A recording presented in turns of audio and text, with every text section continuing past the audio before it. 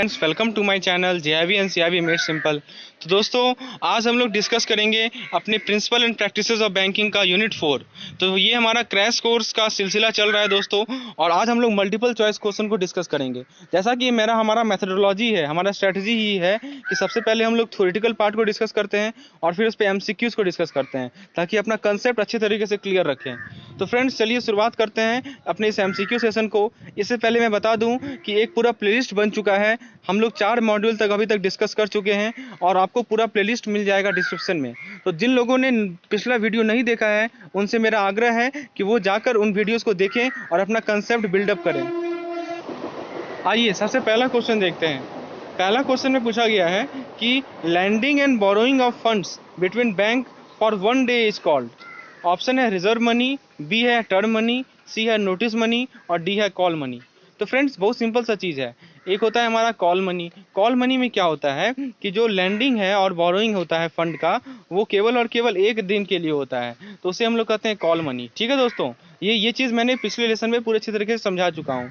और फ्रेंड्स, मेरा तो नोट्स है, आप लोगों को पता होगा, मैं शॉर्ट नोट्स प्रोवाइड करता हूँ आप लोगों को। इसमें सारा चीज़ इंपॉर्टेंट पॉइंट्स आपको लिखी हुई मिल जाएगी।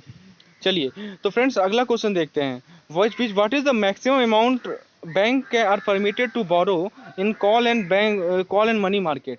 तो किसी शेड्यूल कॉमर्शियल बैंक को कॉल और मनी मार्केट में कितना मैक्सिमम अमाउंट परमिटेड है कि वो ले सकता है। ऑप्शन को देखिए, 25% of capital fund, 50% of capital fund, 100% of capital fund, 125% of capital fund. तो दोस्तों, कल जो मैंने नोट्स आप लोगों के साथ शेयर किया था, उस पर मैं समझाया था कि कोई भी शेड्यूल कॉमर्शियल बैंक को मैक्सिमम अमाउंट वो जो ले सकता है वो है 100% ऑफ कैपिटल फंड। यानी कि कैपिटल फंड यदि 200 करोड़ है तो 200 करोड़ ही मैक्सिमम वो कॉल मार्केट से, कॉल या मनी मार्केट से अमाउंट ले सकती है दोस्तों। तो फ्रेंड्स, ये इंपॉर्टेंस है मेरे इस नोट्स का। मैं हर एक इंपॉर्टेंट पॉइंट डिस्कस कर चुका हूँ टॉपिक वाइज, और वो मैकमिलन बुक का से ही उठाया हुआ शॉर्ट नोट्स है। तो जिन लोगों को उस नोट्स की आवश्यकता है, तो नीचे में आपको डिस्क्रिप्शन में एक लिंक मिलेगा मेंबरशिप का, उस लिंक से जुड़ जाएं आप, और आपको मैं नोट प्रोवाइड करता रहूँगा दोस्तों। चलिए अगला क्वेश्चन देखते हैं हम लोग। अगला क्वेश्चन में पूछा गया है हमसे 3rd नंबर क्वेश्चन में, treasury bill are issued by government to borrow money with maturity period of. यानी कि सिंपल भाषा में आपसे पूछा गया है कि ट्रेजरी बिल जो सरकार इशू करती है, उसका मैच्योरिटी पीरियड क्या है। ऑप्शन को देखिए, लेस देन 91 डेज, बी कर रहा है 91 डेज, सी कर रहा है 182 डेज और डी कर रहा है 364 डेज। तो फ्रेंड्स, आप लोगों को पता होगा, इसमें देखिए ABCD करके है 1 to 4 ऑल, बी है 1 to 3 ओनली, सी है 2 to 4 ओनली और डी है 1 ओनली। तो फ्रेंड्स, ये जो हमारा ट्रेजरी बिल होता है वो या तो 91 दिन के लिए होगा, या वो आपका 182 दिन के लिए होगा, या वो 364 दिन के लिए होगा। ठीक है दोस्तों, ये मल्टीपल्स है। देखिए 91, 182 और 364, ये मल्टीपल्स हैं। तो ये तीनों के तीनों आपस में क्या है, मल्टीपल्स हैं। अगला क्वेश्चन देखते हैं। फ्रेंड्स, ये जो मैं आप लोगों के साथ एमसीक्यू करवा रहा हूँ, इसमें सारे तरह के क्वेश्चन जो कि उस चैप्टर के अंदर है, सभी के सभी कवर हो जाएंगे। इसके अलावा आपको कुछ करने की आवश्यकता नहीं है दोस्तों। तो इस चैनल के साथ बने रहें आप, आपको मैं सब तरह का एमसीक्यू करवाऊंगा लास्ट तक। चलिए क्वेश्चन नंबर 5 को देखते हैं। Certificate of deposit is issued. Certificate of deposit issue होता है। ऑप्शन ए कर रहा है at discount to face value, option B कर रहा है at par value, option C कर रहा है on a yield basis, option D कर रहा है रिडीमेबल वैल्यू। तो दोस्तों, हम लोगों ने डिस्कस किया था कि जो हमारा सर्टिफिकेट ऑफ डिपॉजिट होता है, जिसे शॉर्ट में हम लोग COD कहते हैं, ये इशू होता है डिस्काउंट टू फेस वैल्यू पे। ऑप्शन ए इसका करेक्ट आंसर है। इसका क्या मीनिंग है, थोड़ा समझिए। देखिए, इसका मतलब क्या हुआ कि यदि मान लीजिए कि सर्टिफिकेट ऑफ डिपॉजिट इशू किया गया, ठीक है, तो जो उसे खरीदेगा, वो मान लीजिए 100 रुपये का डिपॉजिट इशू किया गया, तो जो खरीदेगा वो 96 रुपये में खरीदेगा। ठीक है, और जब वो मैच्योर हो जाएगा डिपॉजिट, तो उसे 100 रुपया मिलेगा। यही है। तो यहाँ पे देखिए डिस्काउंट मिल रहा है ना उसे 4 रुपये का, तो यही मतलब हुआ दोस्तों, डिस्काउंट टू फेस वैल्यू। तो मतलब कि बॉन्ड जैसा ही इसका ट्रीटमेंट होता है। बॉन्ड में भी हम लोगों ने देखा था कि वो भी जो होता है discount to face value issue होता है कोई भी बॉन्ड। ठीक है दोस्तों, तो आप समझ सकते हैं कि क्वेश्चन नंबर 5 से क्या कहा जा रहा है आपको। तो फ्रेंड्स, इसी तरह अपना कंसेप्ट क्लियर करते चलना है। मैं जब आप लोगों को समझाऊंगा इस MCQ सेशंस का एक फ़ायदा ये भी है कि मैं एक क्वेश्चन से रिलेटेड 4 क्वेश्चन डिस्कस करता हूं दोस्तों। आइए 6 नंबर क्वेश्चन को देखते हैं। What is minimum and maximum amount for which certificate of deposit can be issued. तो सर्टिफिकेट ऑफ डिपॉजिट का मिनिमम अमाउंट क्या है और मैक्सिमम अमाउंट क्या है। ऑप्शन को देखिए, एक आ रहा है 1 लाख और 1 करोड़। बी कह रहा है 1 लाख और 10 लाख, सी कह रहा है 1 लाख और 5 लाख, और डी कह रहा है 1 lakh and no ceiling on maximum. तो फ्रेंड्स इसका करेक्ट आंसर होगा डी, 1 लाख मिनिमम अमाउंट है और 1 लाख का अपर सीलिंग कुछ नहीं है, अपर कोई सीलिंग नहीं है इसका। चलिए 7 नंबर क्वेश्चन को देखते हैं। What is maturity period of issue of certificate of deposit. तो ये जो सर्टिफिकेट ऑफ डिपॉजिट है उसका मैच्योरिटी पीरियड क्या है।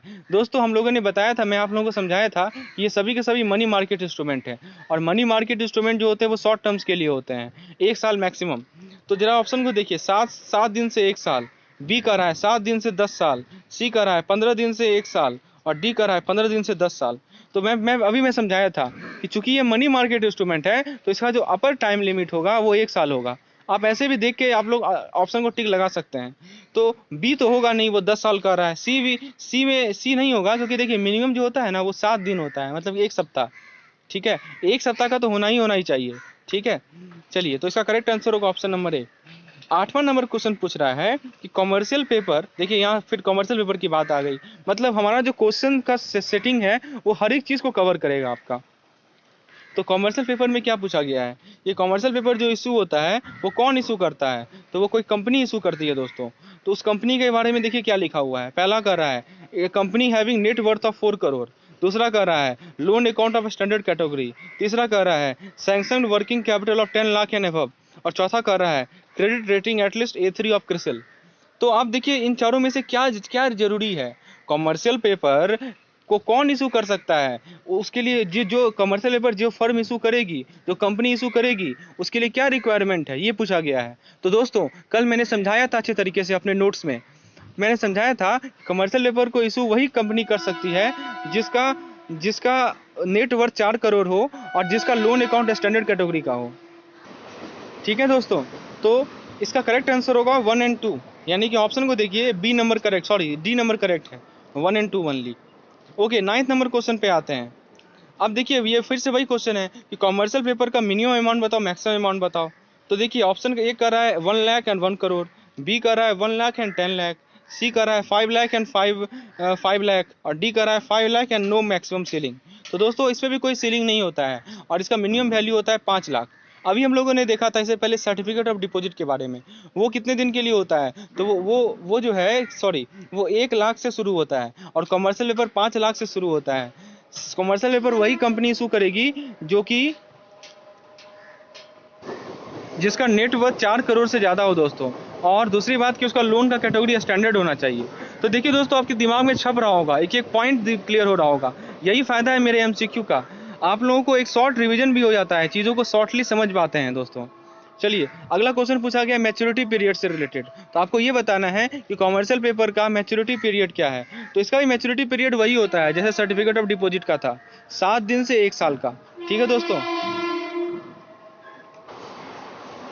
तो इसका करेक्ट आंसर होगा ऑप्शन नंबर ए। अब देखिए CBLO की बात हो गई, ये भी मैंने डिस्कस किया था। CBLO क्या होता है, तो कोलेटरलाइज बोरोइंग एंड लेंडिंग ऑब्लिगेशन होता है। ये भी एक मनी मार्केट इंस्ट्रूमेंट है हमारा दोस्तों। और फ्रेंड्स ये जो है कौन इशू करती है, तो ये CCIL इशू करती है। CCIL क्या है, तो clearing corporation of India limited है। अब देखिए क्या कहा गया है, इट इज तो पूछा गया है कि जो CCIL है वो क्या CBLO को इस लैंडिंग इस ऑब्लिगेशन के अंदर क्या क्या CCIL का रोल है। ऑप्शन ए कर रहा है सेल सिक्योरिटी को बेच सकती है, बी कर रहा है सिक्योरिटी को खरीद सकती है, सी कर रहा है कि फंड को खरीद सकती है या दे सकती है अगेंस्ट कोलेट्रल, और डी कर रहा है ऑल ऑफ द अबव। तो दोस्तों इसका करेक्ट आंसर होगा ऑप्शन नंबर सी।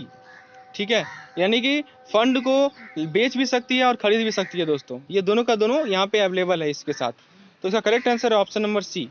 12वां नंबर क्वेश्चन देखिए, 12वें नंबर क्वेश्चन में क्या पूछा गया है, an interest rate swap is an arrangement between two parties who agree to make periodic payment to each other for an agreed period। ये भी मैंने डिस्कस कर चुका हूँ दोस्तों इंटरेस्ट पेमेंट के बारे में।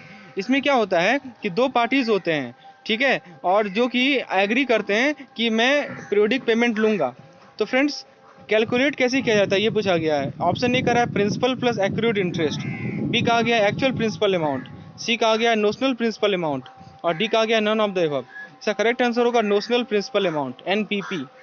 13 नंबर क्वेश्चन में पूछा गया है कि भारत में फॉरेन करेंसी रेट को फिक्स कौन करता है। तो ये डिमांड नहीं कौन करता है ये नहीं पूछा गया है, किस बेसिस पे करता है, तो वो डिमांड एंड सप्लाई पे डिपेंड करता है दोस्तों। नेक्स्ट क्वेश्चन में पूछा गया है फेमा एक्ट यानी कि फॉरेन एक्सचेंज मैनेजमेंट एक्ट। सभी चीज़ हम लोग अपने पिछले लेसन में डिस्कस किए होंगे, तो जिन लोगों को समझने में कठिनाई हो रही है उनसे मेरा रिक्वेस्ट है कि वो पिछला लेसन जाके एक बार देख लें। 1999 का जो ये फेमा एक्ट है उसमें क्या है कि अब मैं बताया था ऑथराइज पर्सन के बारे में, तो उसे एक लाइसेंस मिला है, तो वो लाइसेंस कौन ग्रांट करता है, तो ऑप्शन को देखिए। पहला ऑप्शन कह रहा है कि RBI in case of bank, B कर रहा है SEBI in case of institution, C कर रहा है डीजीएफटी इन मनी चेंजर, और डी कर रहा है आरबीआई फॉर ऑल। तो दोस्तों इसका करेक्ट आंसर है आरबीआई।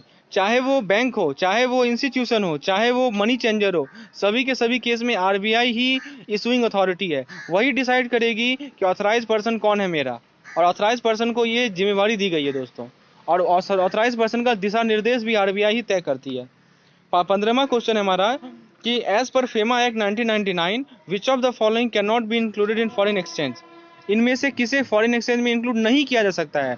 ध्यान से पढ़िए क्वेश्चन दोस्तों, नहीं वर्ड यहाँ पे कहा गया है दोस्तों। बहुत सारे लोग गलती कर देते हैं जल्दी जल्दी में कि वो नहीं के जगह हाँ वाले को टिक लगा के आ जाते हैं।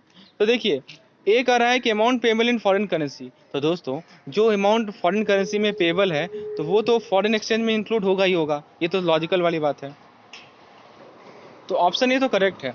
बी को पढ़िए draft and traveller cheque is check drawn in India but payable in foreign currency, तो ये भी इंक्लूडेड होगा।